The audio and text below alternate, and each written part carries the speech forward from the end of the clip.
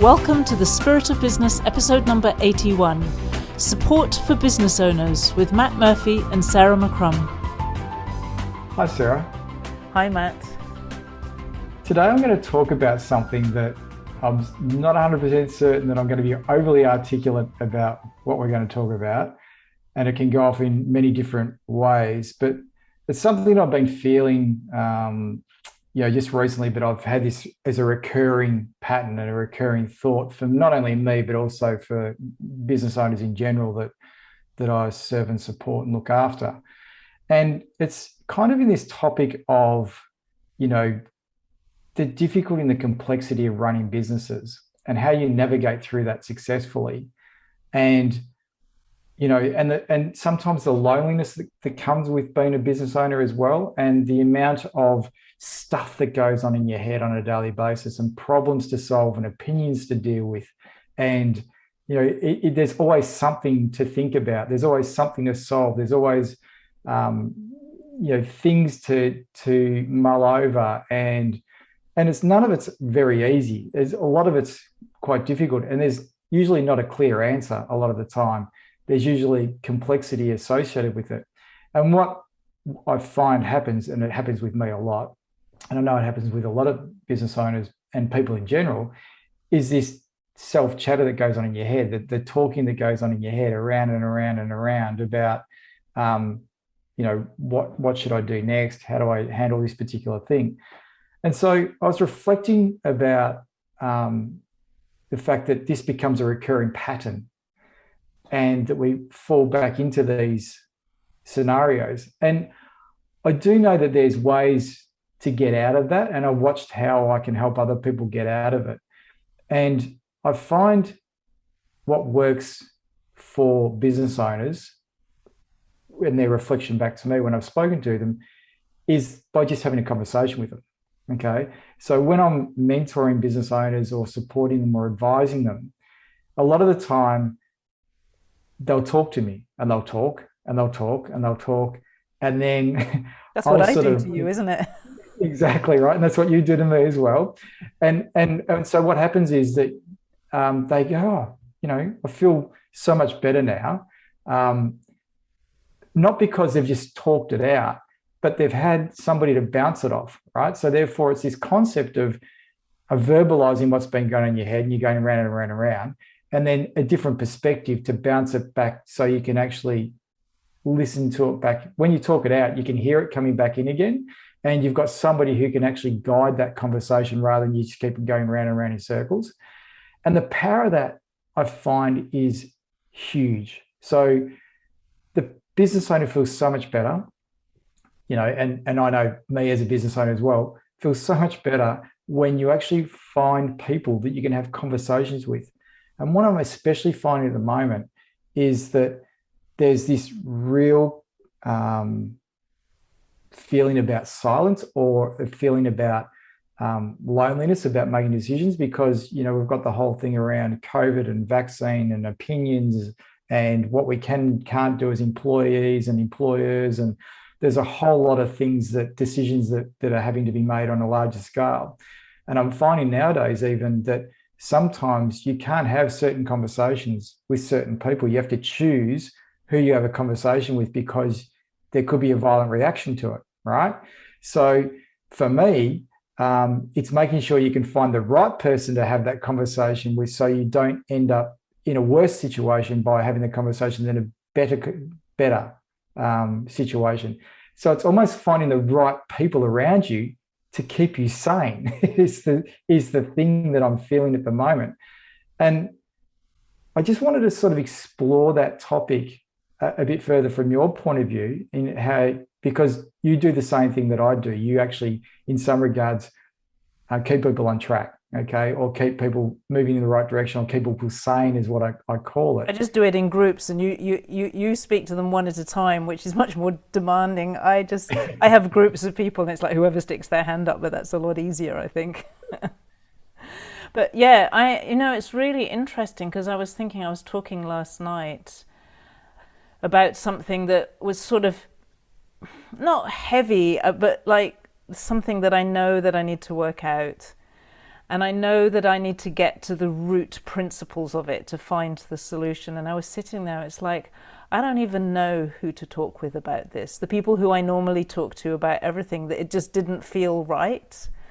And I sat there, and that made me realize, and as I'm listening to you, there are conversations I'll have with you, for example, and then there are conversations I'll have with somebody else who I know, who I speak to really regularly, and I know that I can just go there and blah blah blah blah blah. This is what's going on, and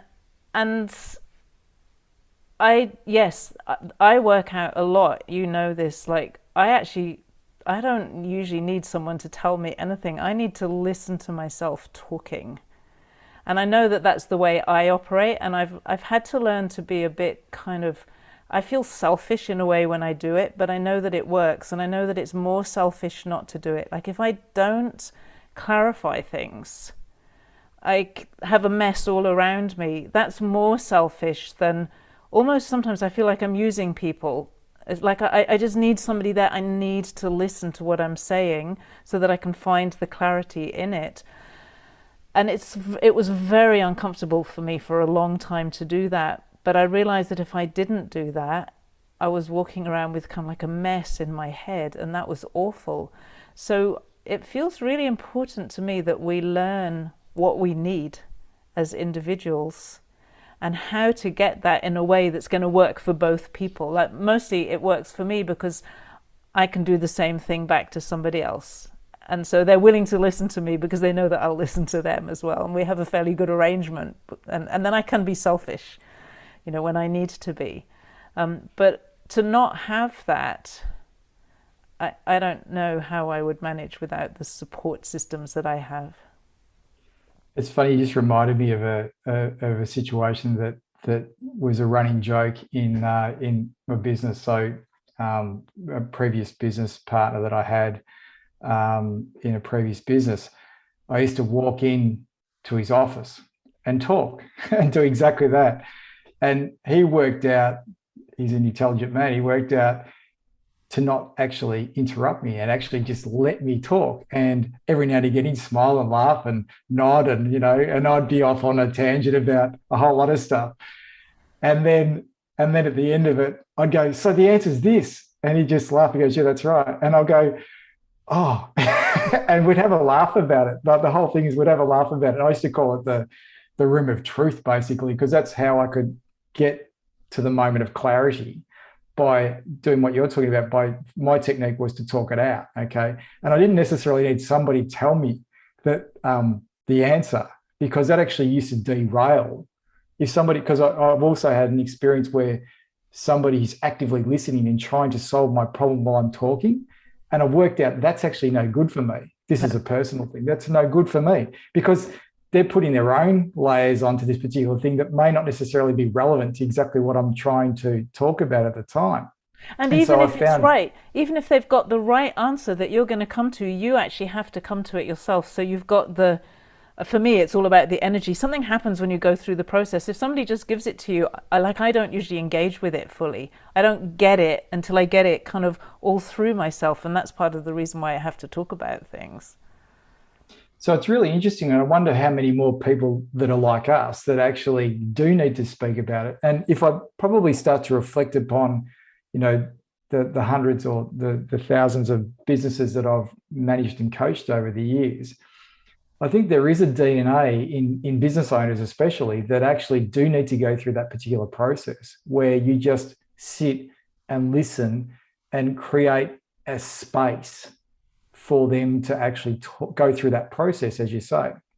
Sometimes you probably, there's a bit of experience where you might need to sort of interject and guide to keep the conversation going, which is part of, I suppose, our expertise in managing outcomes. But a lot of the time it's them sort of just getting it out of their head. So then, and you're there as almost like a backboard. You're bouncing back to them so they can hear you. It's like an echo. They can hear themselves by talking to you, and you're probably just acknowledging and summarizing their thoughts back to them. And I found there's so much power in that for me, and the importance of it for all the people that I talk to, for business owners. And I reflect about some of the work that I do, and I often call myself a cheerleader, and a cheerleader because I think there's so much pressure on business owners, and there's so many people probably coming from a negative instinct or wanting something from you or a force against you. And I've learned that over the years, we actually want somebody on our side. We actually want somebody to support us and go, it's okay. And be there to listen to our issues and concerns and lots of stuff, acknowledge the great things about it and acknowledge the great things about the situation and then go to solve the problem or help them go through that process of solving the problem.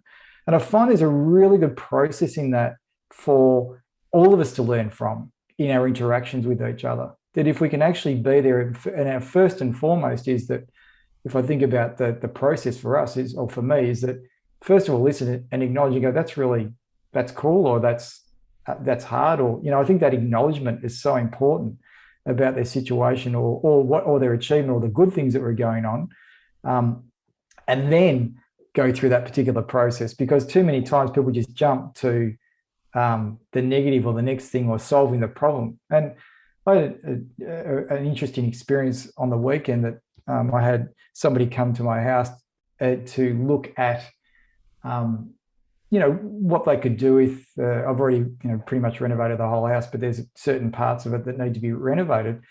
And the person came in and very well meaning and very good at what they do and, a huge amount of expertise, but stood there and gone, don't like that, picked out all the faults with it. And I got deflated and I actually felt embarrassed about my house. And I love my house and I love what we've done to it. My wife's done an amazing job in terms of, rebuild of this particular place, but I actually felt embarrassed.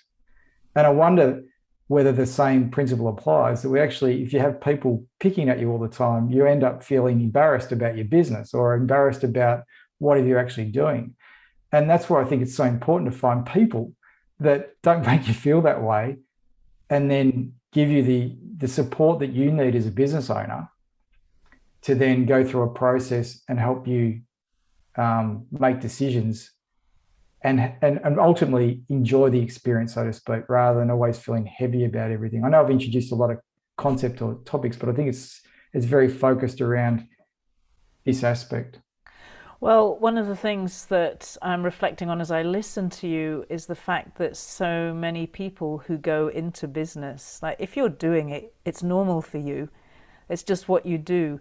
But actually, as you say all the time, it does take a lot of guts to do it and to stick at it. And it isn't normal because it's not what most people are doing. And I know in my own environment and amongst many of the business owners that I know, that there is actually a lot of loneliness, not so much, I think, because they don't know people. They know loads of people usually, but because there aren't other people around who think like they do. And especially where people are making decisions that are out of the mainstream. I mean, running a business is out of the mainstream almost anyway. Just being willing to put your hand up time and time again, stand up, lead, make decisions. And then when people are doing it in a way that's a bit less mainstream anyhow, which has been my experience, like for me, it was always normal to do what I did. But recently I've come to realize that I'm semi-adapted to thinking of myself as a freak. And so I feel like it's normal, but I wasn't aware that there are a lot of things that I probably don't talk about because I'm sort of used to being pigeonholed. And I see this quite a lot where people have no one else that they can talk to who actually really gets what they're doing in their business and why they're doing it and what it's about. And it's an extraordinary relief for them when they do start to connect with people where they don't have to hold back and they can actually talk openly about what they're doing. It's interesting. I had a friend of mine the other day who's in business say, I'm thinking about, whether I should go and get a business coach again because he had some in the past. And so it was an interesting conversation because effectively I'm a business advisor, business coach sort of type thing. But I said to him, you're really smart. You know what you're doing. You know how to go about it. You said, yeah, but it's the bit that I don't know. That's what I'm trying to work out and find. I said, that's exactly right. And it's the bit you don't know that you're looking for, and you want somebody to come in with a silver bullet. But a lot of the time, what I've found, and this is what I explained to this particular person, is that really what you need is the environment and the space to come up with the answers associated with it. You need somebody who's going to champion that through from that point of view. And I think that that's what we're really talking about here, is finding people that provide you with the space and the guidance and the guide rails for then you to be able to get the best out of yourself.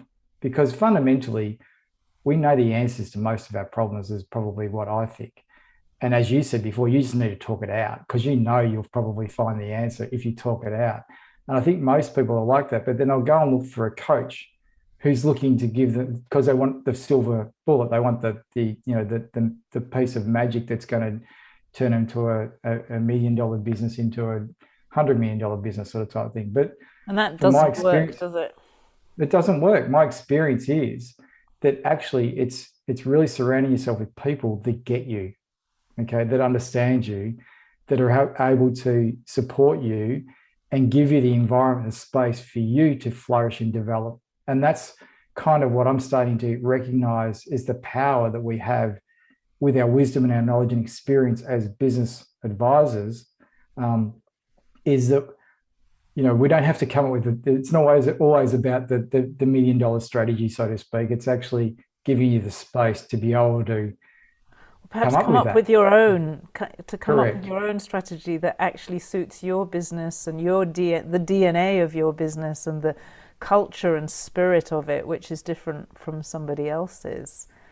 And that's certainly been really, really important for me. It was to have the space to come up with my way of doing it that actually suits this business.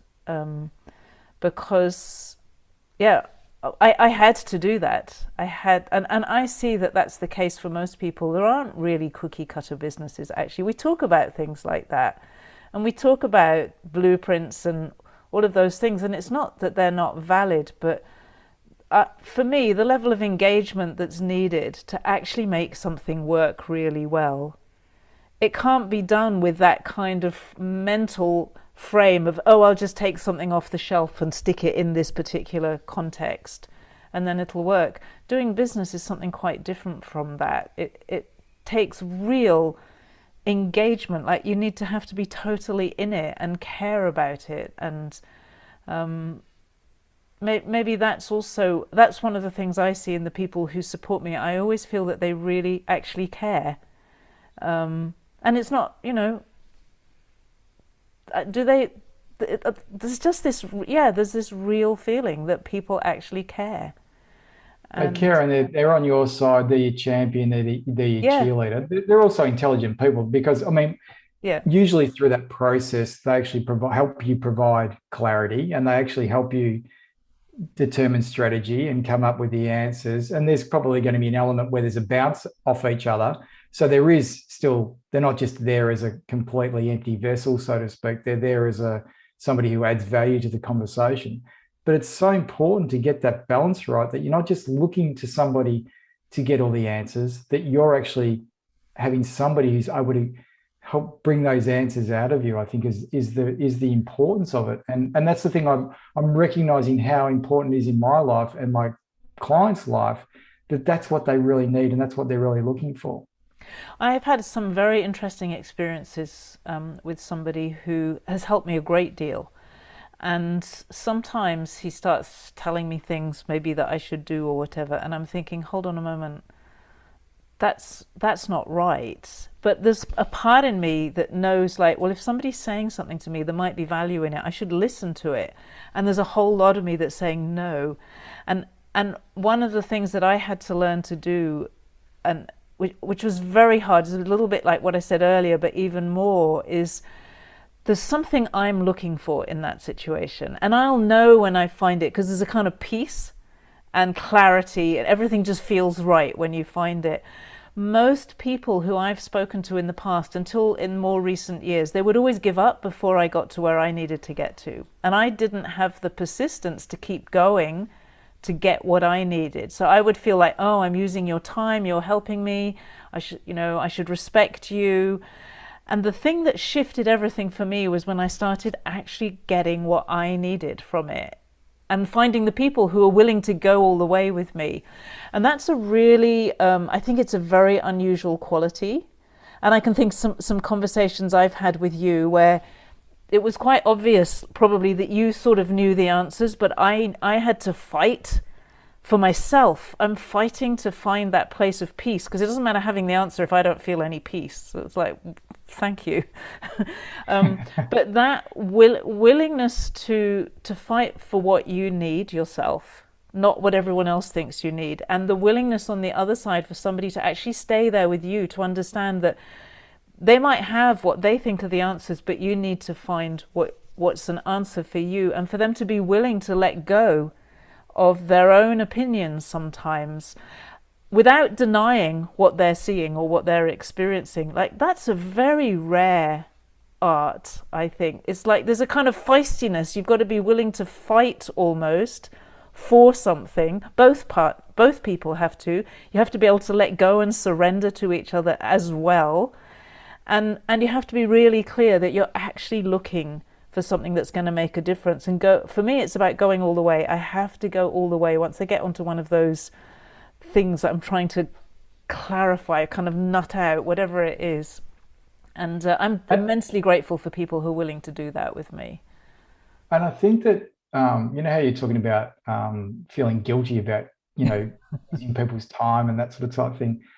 I've found the technique that works for me when I feel that I'm either doing it for myself or doing that role for somebody else is actually framing it and actually having the permission conversation up front to say, look, and I used to say, and I actually have said this to people in the past, I said, I don't need you to actually solve or answer what I just need you to listen and to interject appropriately with a nod or a yes or a grunt or whatever it actually is. Okay. Or no, I actually need your opinion on what I'm about to say.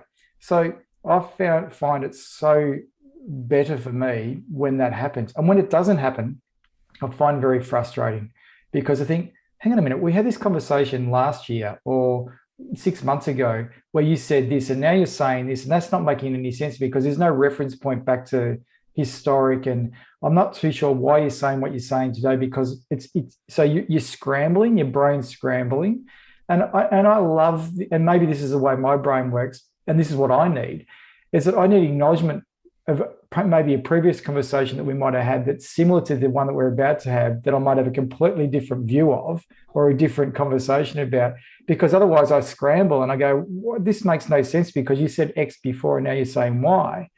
And so I really do value this whole framing of the conversation, or the setup and the permission to say, look, please, I'd like to create a space where I can do this.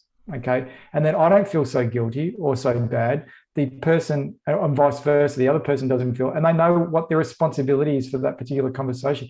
And it makes life so much easier, I find, for me, when you actually seek that permission and the emotion goes away from, like, whether it's guilt or confusion or whatever actually it is. That's a really good idea, because one of the hardest things is when somebody is giving ideas and you're rejecting them, or I'm rejecting it over and over again, because it's like, oh, done that. We've been there. You don't understand my business. It drives me crazy when people start to try to give me ideas about something they don't even understand.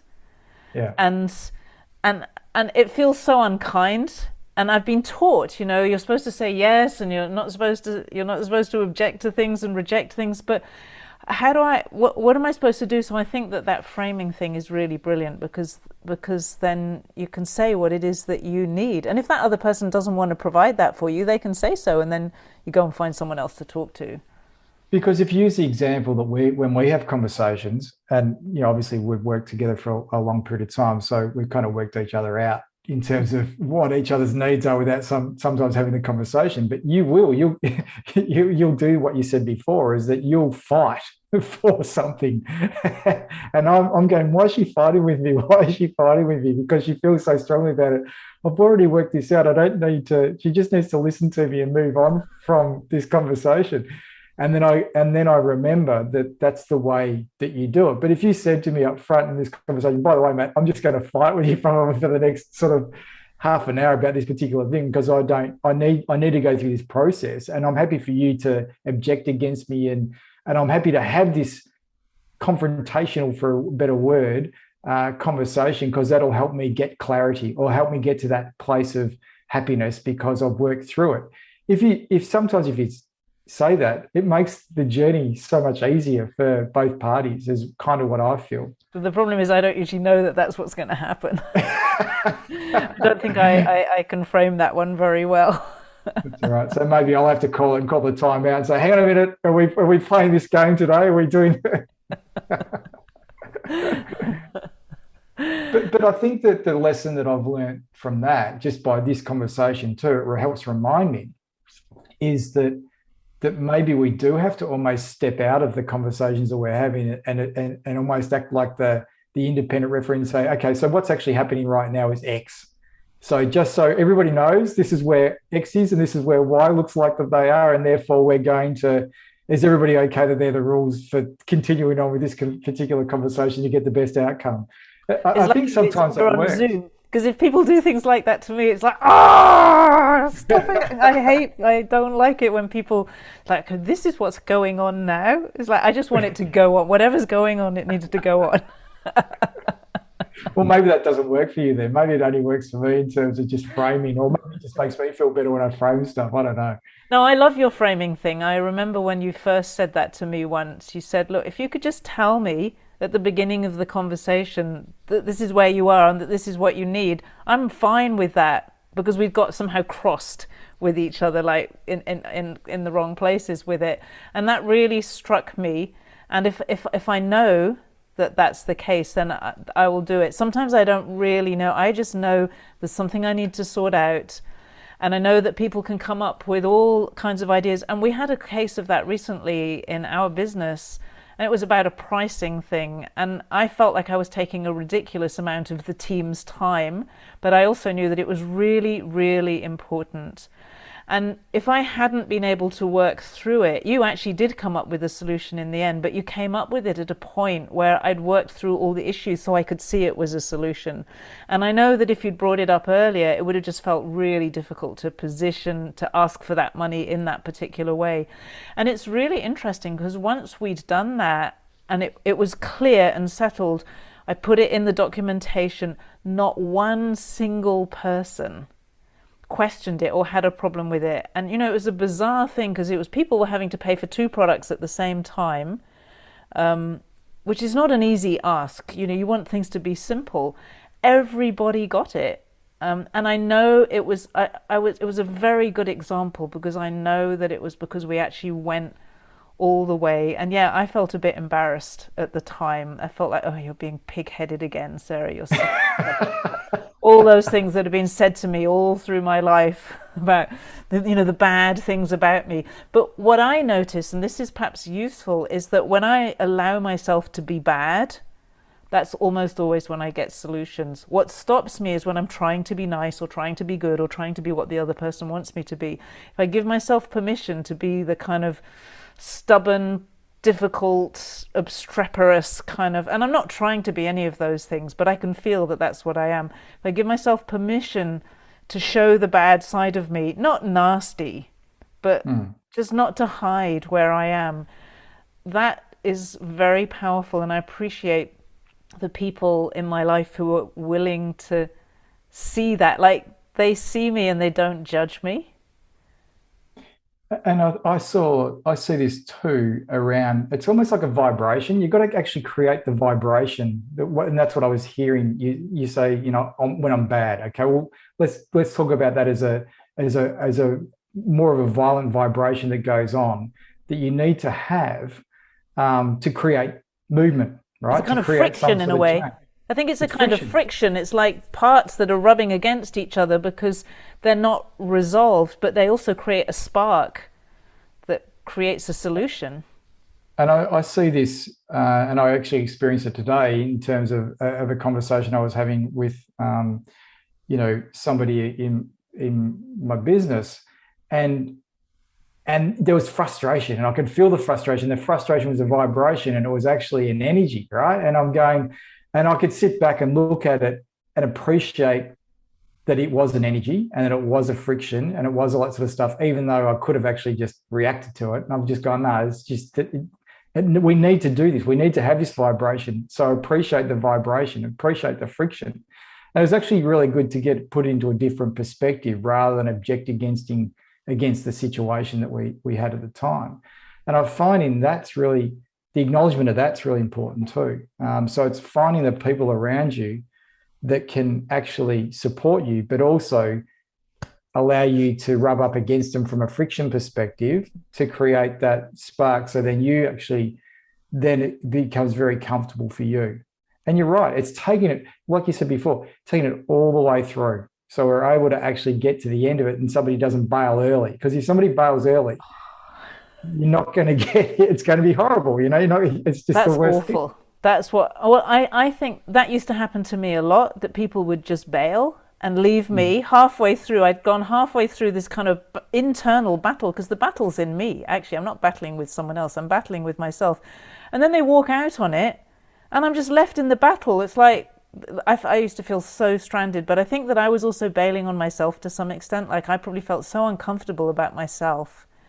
And there's something in this about respecting yourself enough and your own needs enough to get the support that you need to find a solution to that. Because if you don't respect yourself, you will not tend to find support that's strong enough, I don't think.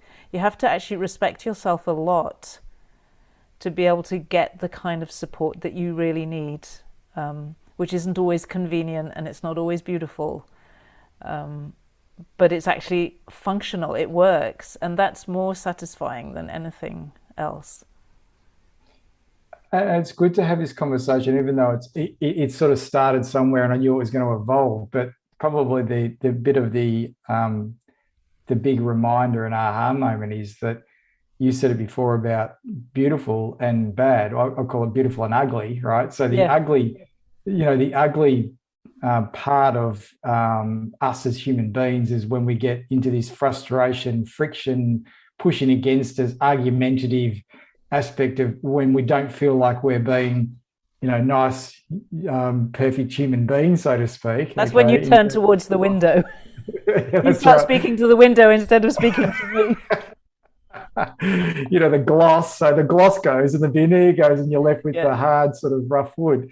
I think that appreciating the hard, rough surface, because typically you need that to then solve whatever we're solving. You need that friction to be able to rub together, like you talk from the spark perspective, because the veneer is not going to get there. The niceties aren't going to get there. You need the two hard pieces of wood to rub against each other to get that sort of type friction to get a result. And I think that appreciating that and remember to appreciate the friction and to create and to give it space to expand and take it all the way through is a really good reminder of when we get into these situations, as we do as business owners, feeling like there's a lot of resistance, a lot of friction, a lot of things that are going on, but still finding the space where with somebody that you trust and that that you can actually have that conversation with to alleviate it, to then go back and create the spark or the pressure or whatever it actually needs again. So I think there's a lot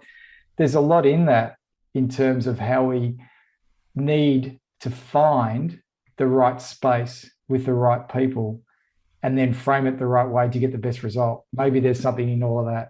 yeah, and the thing that is standing out for me is about when there's a fight, and often there is a fight in these situations. It's a fight for something, and then you don't need to fight against people.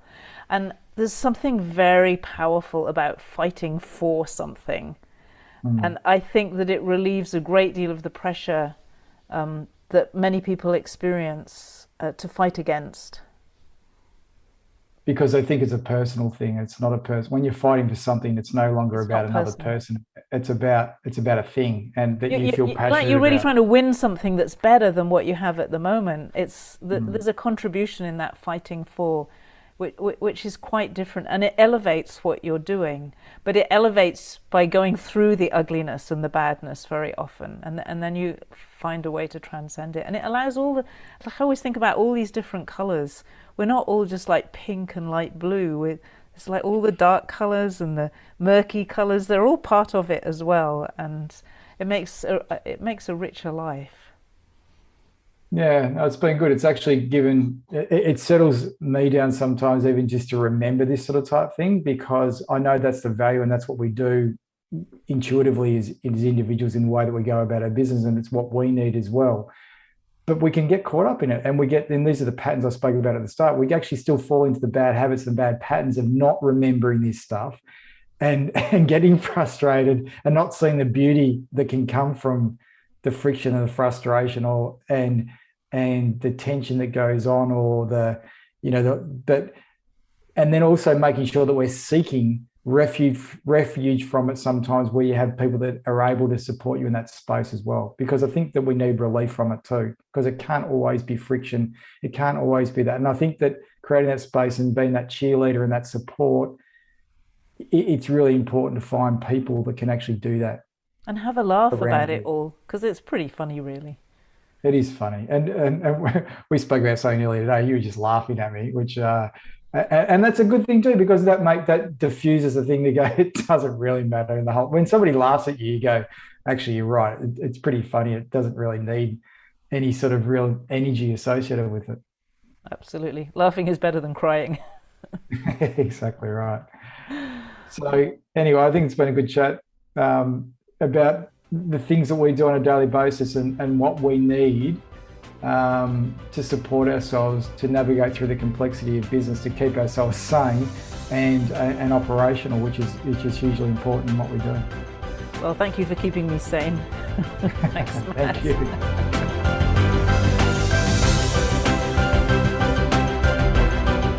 You've been listening to The Spirit of Business with Matt Murphy and Sarah McCrum. If you'd like some insight into the spirit in which you do business, a great place to start is by looking at your relationship with money. Find out more by taking the Money Scorecard at moneyscorecard.app, and we'll be back next week.